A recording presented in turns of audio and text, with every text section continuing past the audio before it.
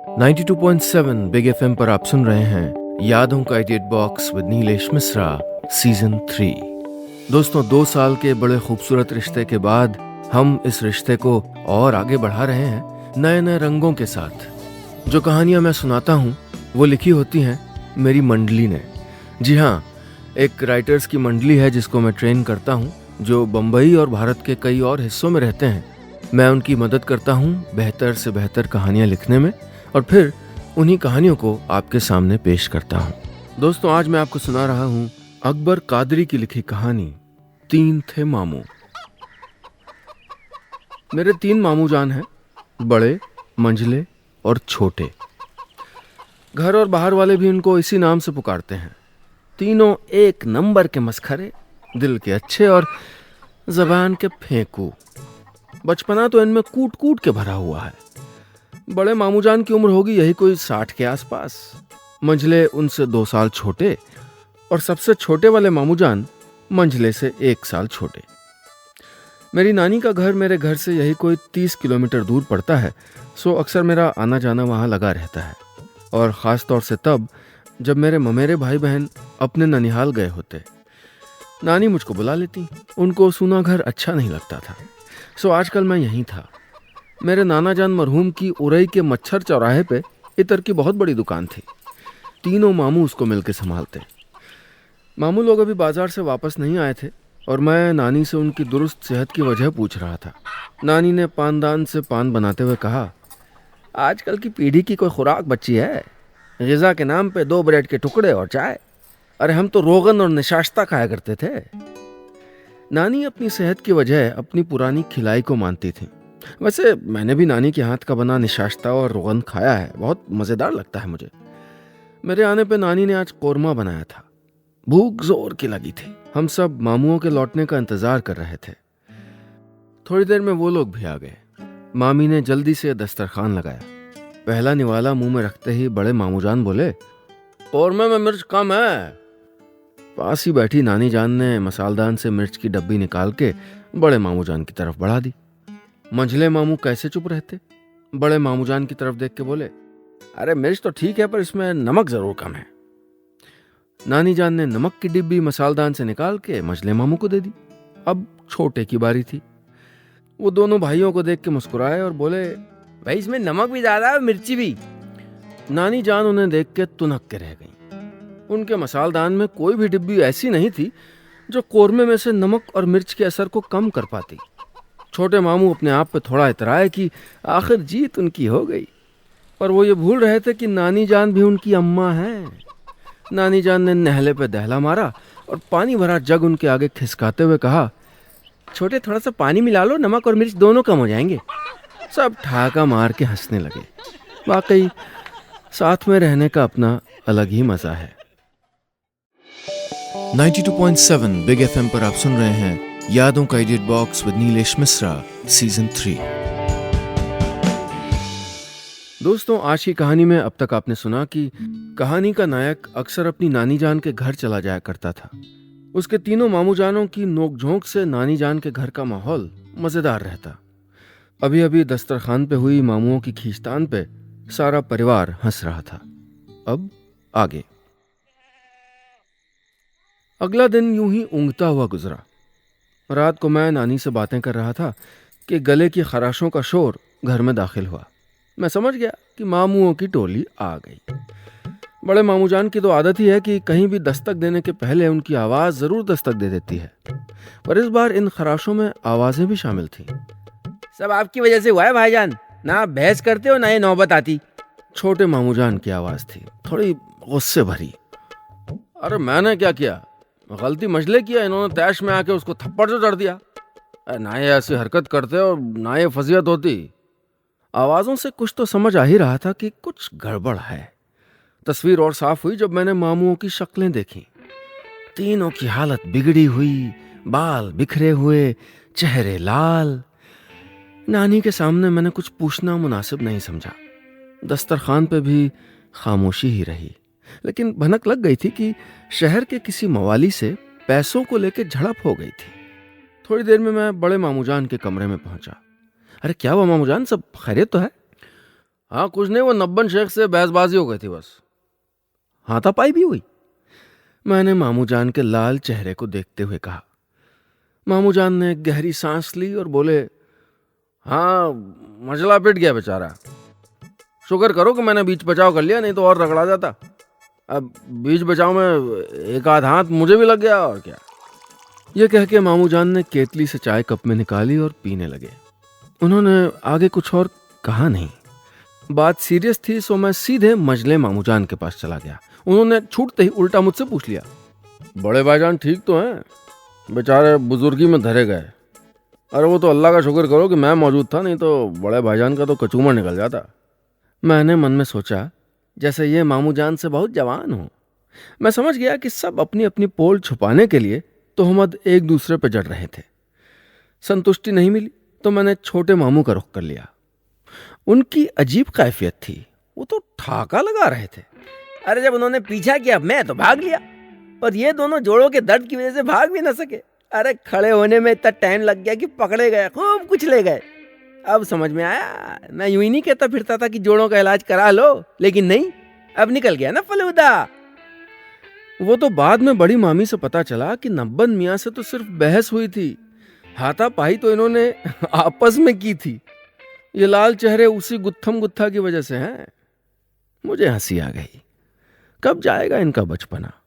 मैंने मामुओं को आपस में खूब उलझते हुए और अगले ही पल साथ में हंसते हुए देखा है। शायद बचपन का एक हिस्सा ठहर गया था उनके अंदर। 92.7 बिग एफएम पर आप सुन रहे हैं यादों का edit box with Nilesh Mishra season 3। दोस्तों, आज की कहानी में अब तक आपने सुना कि मामुओं की आपस की नोकझोंक से नानी जान के घर का माहौल गुदगुदाया करता था। लेकिन आज रात जब वो लोग बाजार से वापस आए तो उन सब की हालत बिगड़ी हुई थी। कह रहे थे बाजार में किसी से हाथापाई हुई थी, लेकिन पता लगा आपस में ही गुत्थम गुत्था हो गई थी। अब आगे। सुबह नाश्ते पे जब तीनों महाशय साथ बैठे तो मैं उन्हें देख देख के मुस्कुराने लगा। ये देख के बड़े मामू जान ने कहा, क्या हुआ बरखुदा, बड़ी हंसी आ रही है? मैंने भी तपाक से जवाब दिया, तो कल खूब हंगामा बरपा बाजार में। वैसे नब्बन साहब से सबसे ज्यादा मुकाबला किसने किया? मामी की हंसी निकल गई। बेचारी चाय निकाल रही थी।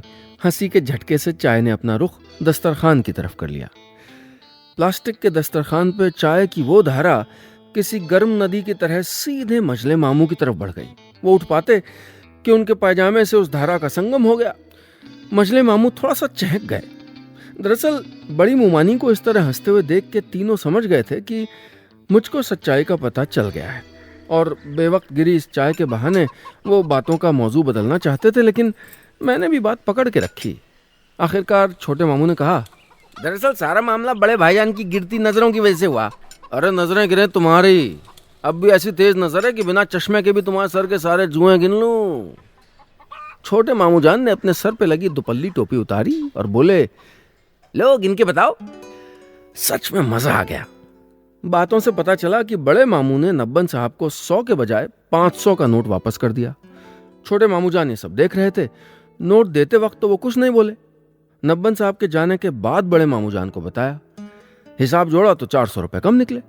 ऐसा छोटे मामू ने अपना गुस्सा निकालने के लिए किया था, क्योंकि सुबह इत्र फिरदौस और इत्र नरगिस में फर्क ना कर पाने की वजह से बड़े मामू ने छोटे मामू पे तंज कसा था। क्या छोटे, उम्र गुजार दी और तुम अब तक इत्रों की पहचान नहीं कर पाए? ग्राहकी क्या खाक करोगे? अब नोट कांड के बाद छोटे मामू ने जवाब दिया था, भाईजान इत्र ना सही पर नोटों की पहचान है मुझे। अरे 100 की जगह 500 नहीं देता हूं। नब्बन साहब को बुला के तफ्तीश की गई कि भाई आपको जो 400 रुपए ज्यादा पहुंचा दिए गए थे वो लौटा दीजिए। नब्बन साहब साफ मुकर गए। फिर क्या था, बड़े मामू ने छोटे के धर दिया कि ये तेरी वजह से हुआ है। देखते वक्त ही कह दिया होता तो ये नुकसान ना होता। छोटे ने अपना गुस्सा नब्बन पे उतारा। बस फिर तो किसने किसको मारा पता ही नहीं चला। जब झगड़ा खत्म हुआ तो नब्बन साहब और लोग बाग तो चले गए थे और ये तीनों आपस में भिड़े रहे। कुल मिला के ये साबित हो गया था कि बड़े मामू की नजर गिर गई है, और वो ये मानने को तैयार ही नहीं थे। उनका कहना था कि वो तो बस एक इत्तेफाक था, नहीं तो उनकी नजरें अब भी चील को मात दे सकती हैं। 92.7 बिग एफएम पर आप सुन रहे हैं यादों का edit box with Nilesh Mishra season 3। दोस्तों, आज की कहानी में अब तक आपने सुना कि दुकान पे हुए झगड़े में हाथापाई की नौबत आ गई थी। बजाय इसके कि दुश्मन से निपटा जाए, तीनों मामू आपस में ही गुत्थम गुत्था हो गए। बात इतनी सी थी कि बड़े मामू जान ने एक ग्राहक को 100 के बजाय 500 का नोट वापस कर दिया था। और अब यह बात पक्की हो चुकी थी कि बड़े मामू जान की नजरें खराब हैं, पर वो मानने को तैयार ही नहीं थे। अब आगे। तीनों भाइयों को अपनी अपनी नजरों पे बड़ा नाज था। फैसला कैसे होता कि किसकी नजर सबसे तेज है? खैर, दुकान का वक्त हो रहा था, सो तीनों बाजार की तरफ निकल गए। वैसे भी आज तो महफिल दोपहर में लगनी थी, क्योंकि आज जुमा था। जुमे के दिन बाजार नमाज के पहले ही बंद हो जाता है यहाँ पे। थोड़ी देर में अजान हो गई। नानी ने अपना दुपट्टा सर पे डाल लिया। थोड़ी ही देर में मामुओं की टोली हाजिर हो गई। नमाज के लिए देरी हो रही थी। आनन फानन में हम सब मस्जिद पहुंचे। अभी इमाम साहब ने खुतबा यानी खास तकरीर शुरू नहीं की थी, लेकिन इतनी देर हमें हो गई थी कि आगे जगह नहीं मिली। कई दरों, शानदार मेहराबोदार खंभों से बनी मस्जिद की खूबसूरती देखते ही बनती थी। आसपास से आती अरबी की आयतों की आवाज़ों ने माहौल को और भी रूहानियत से भर दिया था। पर दिल यहाँ भी शैतानियत से बाज नहीं आया। मस्जिद के एकदम अंदर मिंबर यानी वो ऊंचा चबूतरा जहाँ से इमाम साहब खड़े होकर तकरीर करते हैं, उसके बगल में एक बड़ी सी तख्ती लगी थी।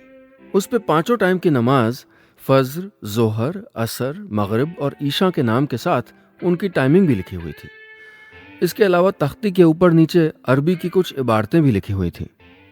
मैंने बड़े मामूजान से शरारत भरे अंदाज में कहा, मामूजान आपकी निगाह तो बहुत तेज है, जरा आप पढ़ के बताइए कि सामने टंगी तख्ती पे क्या लिखा है। मैंने पूछा तो बड़े मामू से था, लेकिन हरकत में मंझले और छोटे आ गए। बड़े मामूजान की गहरी निगाहों से तो यही लग रहा था कि उनको तख्ती नजर ही नहीं आ रही थी। कुछ देर कोशिश करने के बाद वो बोले, अरे ये भी कोई वक्त है सवाल पूछने का? मस्जिद में इबादत के लिए आते हो या ताक झांक करने? मैं चुप हो गया। सोचा बगल में बैठे छोटे मामूजान से ही पूछ लूं।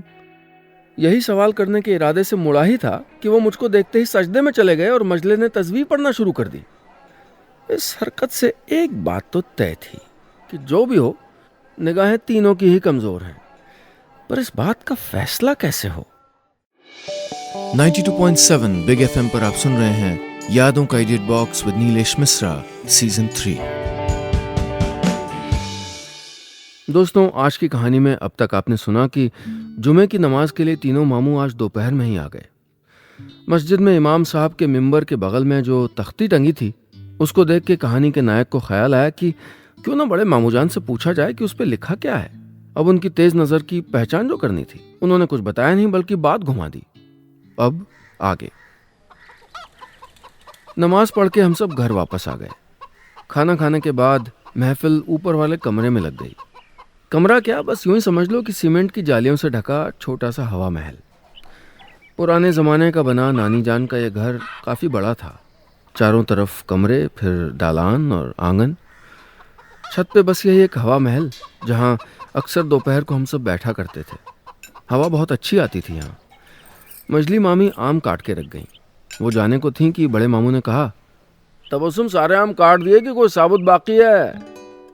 जी है, मैं अभी लाई। जैसे मामी गईं, छोटे मामूजान ने हंसते हुए कहा, भाईजान आज भी कटे आमों से डर लगता है क्या? बड़े मामूजान ने मुंह बना लिया। इस जुमले के पीछे कोई राज तो है। जानने की बेकरारी में मैंने छोटे मामूजान से माजरा पूछा।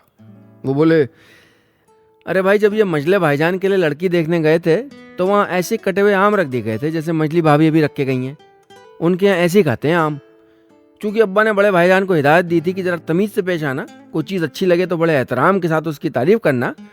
ज्यों ज्यों बात आगे बढ़ रही थी, बड़े मामू के चेहरे की हवाइयाँ उड़ने लगी थी। इस बीच मजली मामी आम भी दे गई। उनके जाने के बाद छोटे मामू ने बात जारी रखी, हाँ तो अब्बा की हिदायतें हैं बड़े भाईजान एकदम अमल में ला रहे थे। तो जब वो कटे हुए आमों की थाली इनके सामने आई तो इन्होंने खाने के पहले ही देखते हुए कहा। इतना कह के छोटे मामूजान रुक गए। मजले भाईजान को हंसी आ गई और मुझसे रहा नहीं गया। मैंने पूछा, क्या कहा?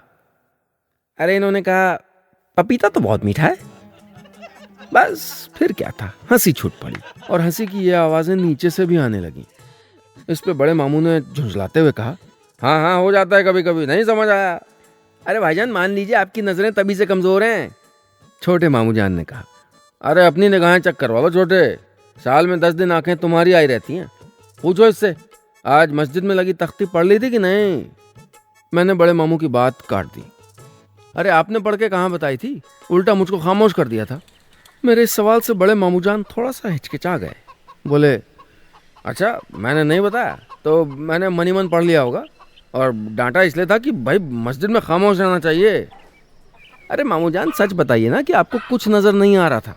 अगर आप सही बोल रहे हैं तो अगले जुमे को पढ़ के बता दीजिएगा। बड़े मामू जान ने हाँ कह दी। छोटे और मझले बहुत खुश हो रहे थे, पर उनको पता नहीं था कि गाज उन पे भी गिरने वाली है। उनको याद दिलाया गया कि कैसे छोटे सजदे में चले गए थे और कैसे मजले ने तस्बीह पढ़ना शुरू कर दी थी जब मैं तख्ती पढ़वाने के ख्याल से उनकी तरफ मुड़ा था। दोनों सकपका गए, पर अपनी तेज निगाहों की अकड़ बाकी थी। सो तय हुआ कि अगले जुमे को नजरों का मुकाबला होगा। जिसने भी वो तख्ती दूर से सही सही पढ़ ली उसकी निगाहें तेज, और न पढ़ने वाला फिसड्डी। 92.7 बिग एफएम पर आप सुन रहे हैं यादों का edit box with Nilesh Mishra season 3। दोस्तों, आज की कहानी में अब तक आपने सुना कि नमाज के बाद घर पे आके बात नजरों पे छिड़ गई। बड़े मामू मानने को तैयार ही नहीं थे कि उनकी निगाहें कमजोर हैं। यही हाल दूसरे मामुओं का था। सो तय हुआ कि अगले जुमे को मुकाबला होगा। जो भी मस्जिद में लगी तख्ती को दूर से सही सही पढ़ लेगा उसकी निगाहें तेज, और ना पढ़ने वाले की फिसड्डी। अब आगे बात यहीं खत्म नहीं हुई। एक शर्त भी रखी गई कि हारने वाला अपने हाथों से सीख कबाब बना के खिलाएगा। तो मुकाबला अगले जुमे को था। मैं चाहता तो घर पे ही कोई किताब पढ़वा के मामुओं की गिरती निगाहों का फैसला कर सकता था, लेकिन जो मजा इस खेल में आना था उसका क्या होता। जैसा मैंने सोचा था हुआ भी वैसे ही, यानी खेल शुरू हो गया। सुबह के कोई 4 बजे थे। अजान की आवाज ने दिन की खुशनुमा दस्तक दे दी थी। मैं उनीदा सा चारपाई के एक तरफ औंधा पड़ा था कि तभी बड़े मामू की आवाज आई। वो मस्जिद नमाज अदा करने जा रहे थे। मामू की अचानक से जागी इस खुदाई मोहब्बत से मेरा माथा ठनका। मैं भी उनके पीछे हो लिया। देखता क्या हूं कि बड़े मामू मस्जिद में बैठे अपने बगल वाले से पूछ रहे हैं, जनाब ये सामने जो तख्ती लगी है इस पर क्या लिखा है? वो आदमी बोला, जी नमाजों के नाम।